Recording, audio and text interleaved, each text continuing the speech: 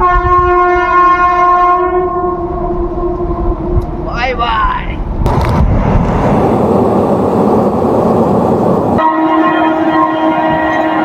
दिल्ली से या देश के किसी भी हिस्से से अब रेल के माध्यम से कश्मीर जुड़ रहा है और आज 25 जनवरी यानी इस गणतंत्र दिवस पर कश्मीर के लोगों के साथ साथ देश के लोगों को एक और तोहफा।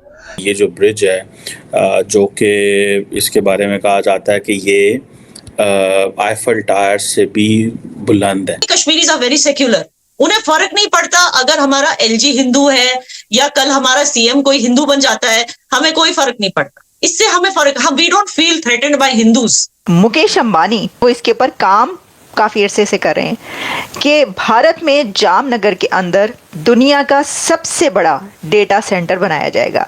इसकी कैपेसिटी बताई जा रही है 3 gigawatt. Already Indians occupy very important positions in multinational corporations, big American corporations, Senate, Congress के अंदर हर जगह पे इंडियंस पहुंचे हुए। ये वो चीज़ें जारी बात है जिससे कश्मीरी जो हैं वो इम्प्रेस होंगे अगर वहाँ पे इंफ्रास्ट्रक्चर जाता है, पैसा जाता है, कारोबार जाता है, बिजनेस जाता है। अब ये कहा जा रहा है कि ये जो ब्रिज है ये इंडियन फौज का एक मेजर स्ट्रेटेजिक एडवांटेज है उनको। See, we are not creating trouble for India. तो अगेन सिर्फ ये जरूर होगा कि इंडिया जो है वो बड़ा हो जाएगा ना, चौड़ा। हाँ, वो चौड़ा हो जाएगा। अच्छा। 226 जैन रिपब्लिक डे से पहले ही कश्मीरियों को एक बहुत बड़ा तोहफा मिल गया है और वो ये है कि अब जो चेनाब ब्रिज था जो भारत सरकार द्वारा बनाया गया था कश्मीरियों के लिए, उसकी उद्घाटन पूरी तरह से ऑफिशियली हो चुकी है। और इतना ही नहीं, वंदे भारत ट्रेन भी उस ब्रिज के ऊपर चलते हुए कश्मीर के श्रीनगर पहुंच चुकी है। दोस्तों ये एक बहुत बड़ा अचीवमेंट है भारत के लिए, क्योंकि अब कश्मीर ऑफिशियली कश्मीर ट्रेन से जुड़ चुका है भारत के साथ, जिससे दोस्तों पाकिस्तान को एक बहुत बड़ा झटका लगा है। और इसके साथ साथ अब भारत पूरी तरह से सक्षम हो चुका है कि अपने आर्मी को जल्द से जल्द पाकिस्तानी बॉर्डर पर तैनात कर सके और पाकिस्तान को मुंह तोड़ जवाब दे सके। लेकिन इस चीज़ को देख करके पाकिस्तानी मीडिया काफ़ी ज़्यादा परेशान है और उन्हें अब ये समझ में नहीं आ रहा है कि अब वे इस तरह से अगर भारत चलता रहा तो काउंटर कैसे करेंगे। तो चलिए इसी पर आगे पाकिस्तानी मीडिया का रिएक्शन देखते हैं। दिल्ली से या देश के किसी भी हिस्से से अब रेल के माध्यम से कश्मीर जुड़ रहा है और आज 25 जनवरी यानी इस गणतंत्र दिवस पर कश्मीर के लोगों के साथ साथ देश के लोगों को एक और तोहफा। श्रीनगर के रेलवे स्टेशन पर अब वंदे भारत जो है ट्रेन दिल्ली से जो है पहुंच गई है और अब लोग और पर्यटक सीधे बारामूला से या श्रीनगर से देश के किसी भी हिस्से में रेल से जा सकते हैं। इसके कई सारे फायदे होंगे। एक तो सफर बिना किसी बाधा के जो जम्मू श्रीनगर का है वो पूरा हो पाएगा और साथ ही साथ समय भी कम लगेगा यात्रियों को दिल्ली और देश के किसी भी शहर में पहुंचने तक। और सबसे बड़ा फायदा जो यहाँ पर यात्रियों का और पर्यटकों का होगा कि बहुत कम कीमत पर यानी मात्र 200 रुपये में वो जम्मू जा सकते हैं और कुछ घंटों के भीतर ही ये सफ़र तय हो जाएगा। यात्रियों के साथ साथ माल की ढुलाई के लिए भी अब रास्ता खुल गया है। चाहे कश्मीर के सेब हो, यहाँ के हॉर्टिकल्चर प्रोडक्ट्स हो, वो आसानी से देश के किसी भी शहर में कम भाड़े पर पहुँच पाएंगे।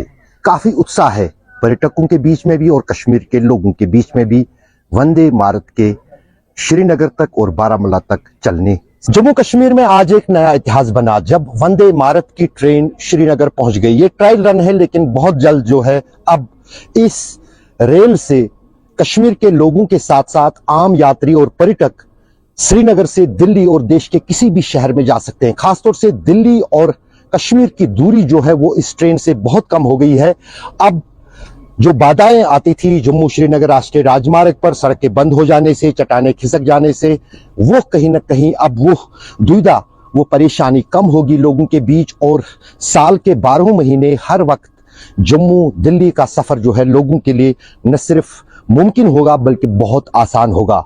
ये इतिहास है रेलवेज के लिए भी, क्योंकि इतने ऊंचे पुलों से गुजरते हुए और कई सारी टनलों से जो है निकलते हुए ये रेल जो है अब आखिरकार श्रीनगर पहुंची गई है। मुकेश अंबानी जो कि इंडिया का अमीर तरीन आदमी है, उसने ये फैसला किया है और कर चुका है। फैसला ये अभी नहीं किया बल्कि वो इसके ऊपर काम काफ़ी अरसे से कर रहे हैं कि भारत में जामनगर के अंदर दुनिया का सबसे बड़ा डेटा सेंटर बनाया जाएगा। इसकी कैपेसिटी बताई जा रही है 3 गीगावाट, जो कि बहुत ज़्यादा कैपेसिटी है ये कही जा रही है। अब डेटा सेंटर और आर्टिफिशियल इंटेलिजेंस डेटा सेंटर क्या है? देखिए, हम इससे पहले बात कर चुके हैं कि semiconductors, artificial intelligence, data centres, यही सब दुनिया का मुस्तकबिल है। फ्यूचर जो है इस वर्ल्ड का वो यही है, और जो कंट्री इसमें आगे होगा वही आगे बढ़ेगा, वही सबसे बड़ी सुपर पावर करार पाएगा। यही वजह है कि अब ये जो नई गवर्नमेंट आई है, इसने ये कहा है कि हर तरह का ऐसा जो भी साइंस की, टेक्नोलॉजी की तरक्की है, उसमें प्रोजेक्ट्स जो हैं वो हम नए ला रहे हैं। अब डेटा सेंटर मुकेश अंबानी ने जब ये सोचा, तो आप ये बात याद रखिए कि मुकेश अंबानी खुद भी ये बात कह चुके हैं कि वो मोदी भाई को फॉलो करते हैं। मुकेश अंबानी के मैंने 1-2 इंटरव्यूज देखे जिसमें उनका कहना था कि नरेंद्र भाई जो कहते हैं और जो उनका एक पर्सपेक्टिव है, जो उनका सोच है इंडिया के लिए, जो उनके प्लान्स हैं वही उनके प्लान्स हैं और वो उन्हीं प्लान्स पर अमल करते हैं।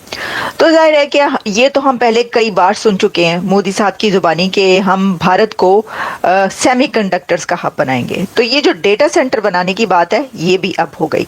तो दुनिया का सबसे बड़ा डेटा सेंटर कहाँ होगा? जामनगर, इंडिया में। तो वही मैं कह रही हूँ कि ये कोई छोटी नहीं, ये बहुत बड़ी बात है। अब जैसा मैंने बताया कि जहाँ पर डेटा सेंटर होगा, अब देखें ये जो हम बात करते हैं ना कि डेटा सेंटर इतना इम्पोर्टेंट क्यों है, वैसे तो मुकेश अंबानी साहब को आदत है हर बड़ी चीज़ बनाने की। इससे पहले ऑयल रिफाइनरी और बहुत सारी जो भारत के अंदर सबसे बड़े दुनिया के बिजनेस ऑफिसेज बने, वो मुकेश अंबानी ने बनाए, क्योंकि उनको ये एक शौक भी है और वो ये चाहते हैं कि क्योंकि दुनिया की सबसे बड़ी डेमोक्रेसी भारत को कहा जाता है, दुनिया की सबसे बड़ी पॉपुलेशन इंडिया है, तो वो हर बड़ी चीज़ जो है वो वहाँ पर बनाना चाहते हैं। और हमने देखा कि बहुत सारी ऐसी हमने प्रोग्राम्स भी किए कि अब ये वाला सबसे बड़ा ऑफिस बन गया है, अब ये सबसे बड़ी बिल्डिंग बन गई है। मुझे कुछ दिन पहले पता चला कि दुनिया का जो सबसे बड़ा स्टैचू है वो भी इंडिया में। इससे पहले मुझे ये नहीं पता था, लेकिन उस पर हम फिर बात करेंगे। तो अभी जो है जो मैंने आपसे ये बात की कि आप ये सोचें, देखें डेटा सेंटर, वैसे तो आप इस पर एक्सप्लेन करने पे आएंगे तो पता नहीं कहाँ से बात निकल जाएगी, लेकिन डेटा सेंटर जो है वो ख़ास तौर पर जो है ना, ये आप कह लें कि एक तरीके से सेंट्रल हब होता है for storing, processing and distributing vast amounts of data.